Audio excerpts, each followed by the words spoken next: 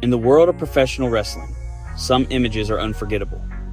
One of those images is a man in a black leather jacket with pink trim with a skull on the back of his jacket. He wore sunglasses indoors, his long, wet hair hanging over his face. He looked cool and serious, a little dangerous. This was Bret, the Hitman Hart. The pink and black colors were his signature. They were a strange mix, pink bright and flashy, black serious and tough. This combination perfectly captured the man himself. He was a showman, he was a fighter, he was an artist in a world that was becoming more like a cartoon. Bret Hart came from a time when wrestling was presented as a real sport. The wrestlers were athletes. The matches were contests of skill and strength. Bret grew up in this world. His father, Stu Hart, was a legendary trainer who taught a tough, realistic style of wrestling in his basement gym, the Dungeon. Bret learned that wrestling was a craft. It was about telling a story in the ring, move by move. He believed that every hold, every punch, every fall should mean something. He wanted the audience to believe in what they were seeing, to feel the struggle and drama of the fight. But the business was changing around him. In the late 1980s and in the early 1990s, the World Wrestling Federation was growing bigger. It was becoming a global entertainment brand. The characters became more colorful and over the top. There were cartoonish villains and superheroes. The matches became less about technical skill and more about big moments and shocking surprises. The focus shifted from sport to spectacle. While other wrestlers were yelling into microphones and performing wild antics, Bret Hart remained focused on what happened between the ropes. He was a traditionalist in a rapidly modernizing world. This dedication to realism made Bret Hart stand out. He was not the biggest, not the strongest man in the locker room. He didn't have the charisma of Hulk Hogan or the flashy moves of some of his peers. What he had was authenticity. When Bret Hart stepped into the ring, the fans knew they were going to see a believable fight. He made wrestling feel real, even as the world around him pushed it further into fantasy. This commitment to his craft made him a champion, but it would also put him on a collision course with the business he had dedicated his life to. He was an anchor of reality in a sea of make-believe. The best there is, the best there was, the best there ever will be. It was more than just a boast. It was a statement of his professional philosophy. It was a promise to the audience. He would always give his best performance. He would protect his opponents from injury. And he would treat the championship belt with the respect it deserved. In his mind, being the champion meant you had to be the best wrestler, not just the most popular character. This belief was the core of his identity. It drove him to train harder, to plan his matches more carefully, and to fight for his vision of what wrestling should be. We will look at his journey from his early days in his father's Stampede wrestling in Calgary to his rise as a global superstar in the WWF, where he developed a unique style of technical precision and dramatic storytelling. We will explore key matches against rivals like Owen Hart, Curt Hennig, and Shawn Michaels. To understand why he is considered one of the greatest in-ring performers, we will examine the details that made his work special and also explore the conflicts that defined his career as the WWF moved into the Attitude Era. He clashed with Vince McMahon over creative direction, disagreements that led to the Montreal Screwjob. That event was a turning point for Bret and the industry, exposing the blurred lines between reality and performance, studying his matches to learn storytelling and believable action. Studying his matches to learn storytelling and believable action. Bret Hart's story reminds us that seriousness and dedication matter. He proved treating wrestling like a real sport creates compelling drama. He was right, and in the noise of modern wrestling, we may have forgotten that truth. Bret Hart was born into the world of professional wrestling. He was the 8th child of Stu and Helen Hart. They were the heads of a large and famous wrestling family in Calgary, Alberta, Canada. His father, Stu, was a respected wrestler and a legendary promoter. He ran a wrestling company called Stampede Wrestling, which was the heart of the sport in Western Canada for decades. The Hart family home was not a normal house. It was a mansion that also served as the headquarters for the wrestling business. Wrestlers, bookers, all sorts of characters. For Bret, wrestling was not something he watched on television. It was the family business, as common as dinner at the table. Growing up in the Hart house meant that wrestling was everywhere Bret and his 7 brothers were surrounded by it from their earliest days. Future legends like Andre the Giant would sometimes stay at the house, a massive figure sitting at their kitchen table.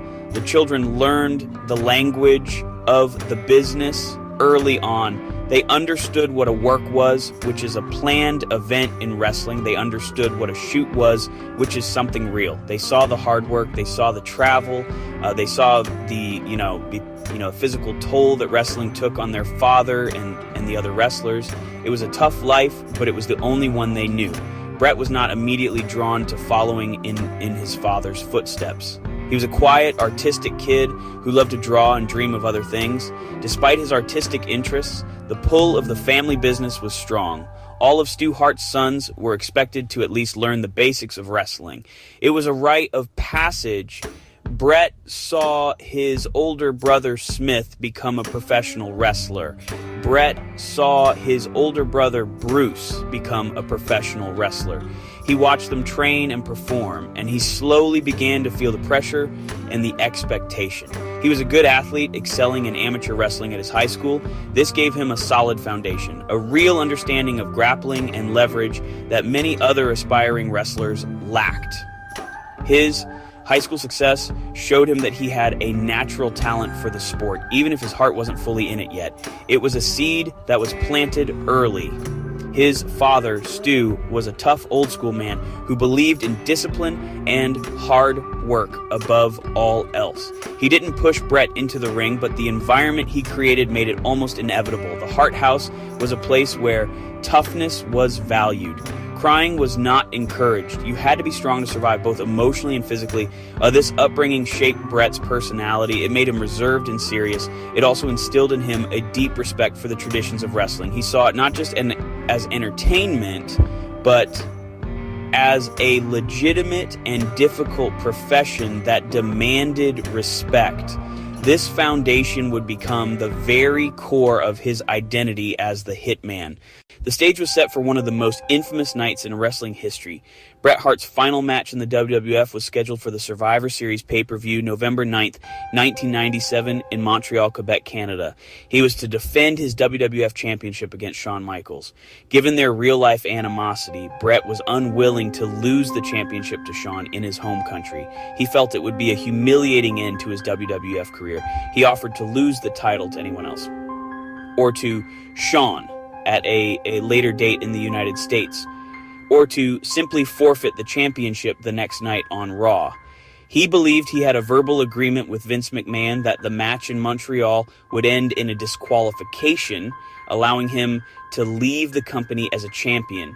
Vince McMahon, however, had a different plan. He was terrified that Bret would leave the WWF while still champion and show up on WCW's television show with the WWF title belt.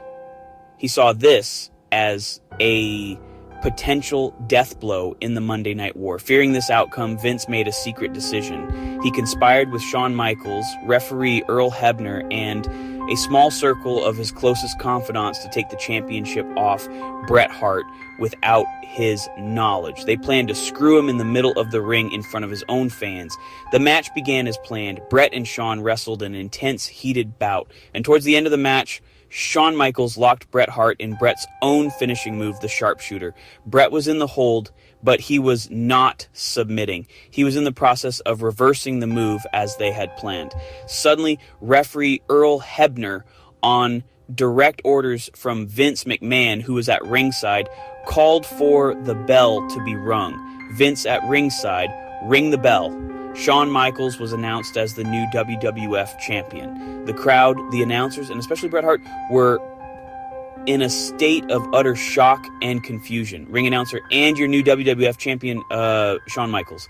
Bret realized what had happened. He had been double-crossed. He spat directly in Vince McMahon's face at ringside.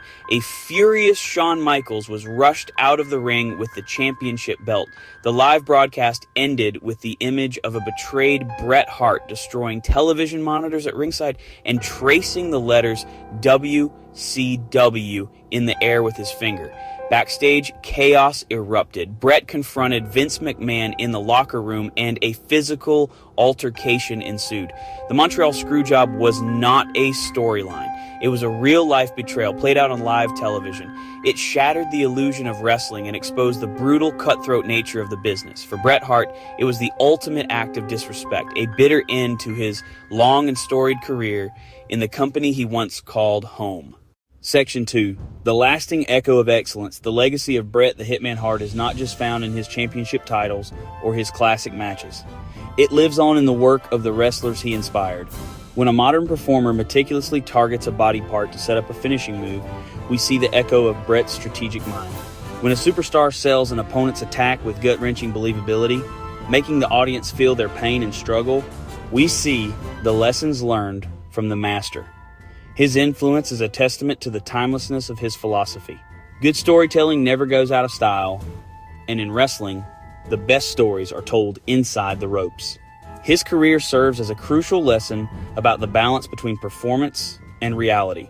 He showed that even in a scripted world, authenticity is the most valuable currency. His greatest feuds were so compelling because they were rooted in genuine emotion. Owen Hart, Shawn Michaels. His most memorable character, the anti-American heel who was a hero everywhere else, worked because it was an extension of his true feelings. He blurred the line between the man and the character, not for a cheap shock, but to create a deeper, more meaningful connection with the audience. He made people care because he cared so deeply himself. Today, as the wrestling world continues to evolve, Bret's principles are more relevant than ever. In an age of social media and constant access, fans crave authenticity. They respect the wrestlers who dedicate themselves to the craft. The most celebrated performers are often not the ones with the flashiest entrance, but the ones who can deliver a classic in the main event. Bret Hart's vision of wrestling, once seen as old-fashioned, is now seen as the gold standard for in-ring excellence. He was ahead of his time by being proudly behind the times. The pink and black gear, the sunglasses, the sharpshooter, these are the iconic symbols of a legend. But his true legacy is the simple, powerful idea that wrestling matters. It is a difficult, beautiful, and demanding art form that deserves to be taken seriously. Bret Hart spent his entire life fighting for that ideal. He took the hits, both real and political, to defend the integrity of his profession. His story teaches us that in any form of entertainment, there is no substitute for craft, passion, and a commitment to being the very best. He was right, and the best wrestling of today and tomorrow will continue to prove it.